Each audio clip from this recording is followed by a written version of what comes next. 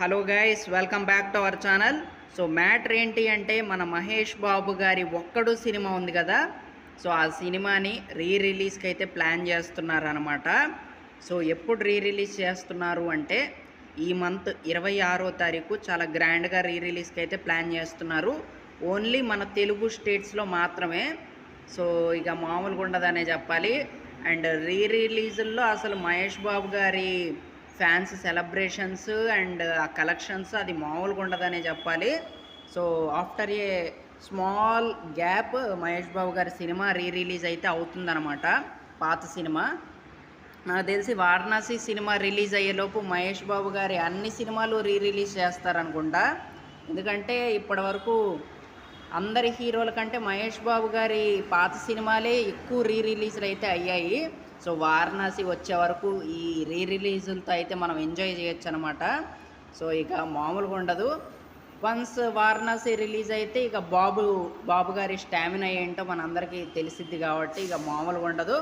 ప్రపంచం మొత్తం 128 దేశాలు ఒకే మాట, ఒకే స్లోగన్. అదేంటి అంటే బాబంటే బాబే, జై బాబు అని అనాల్సిందే. సో అలా ఉంటుంది అనమాట. సో వారణాసి రిలీజ్ అయ్యేంత వరకు కొంచెం ఓపిక పడదాము. అప్పటి వరకు ఈ రిలీజులతో అయితే ఫుల్గా ఎంజాయ్ చేద్దాం అనమాట. సో ఇంకా ఒక్కడు సినిమా గురించి చెప్పాలి అంటే మంచి మాస్ సినిమా అనే చెప్పాలి. అండ్ ఈ సినిమాలో మన మహేష్ బాబు గారి యాక్టింగ్ బాగుంటుంది. అండ్ భూమిక గారి యాక్టింగ్ కూడా చాలా బాగుంటుంది. అండ్ అఫ్ కోర్స్ మన ప్రకాష్ రాజ్ గారి యాక్టింగ్ ఏ సినిమాలో అయినా ఇక అదరగొట్టేస్తారనమాట, అందులో డౌటే లేదు.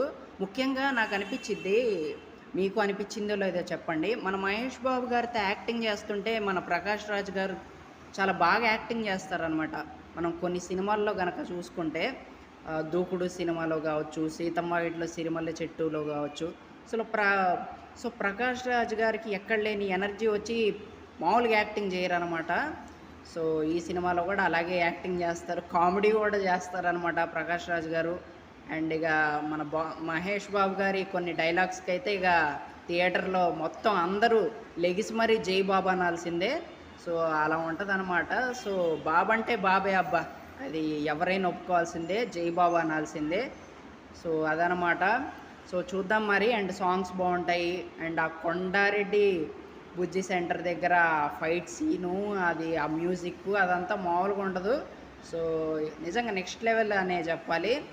సో మంచి సినిమా. సో చాలా బాగా ఎంజాయ్ చేయొచ్చు. సో చూద్దాం మరి.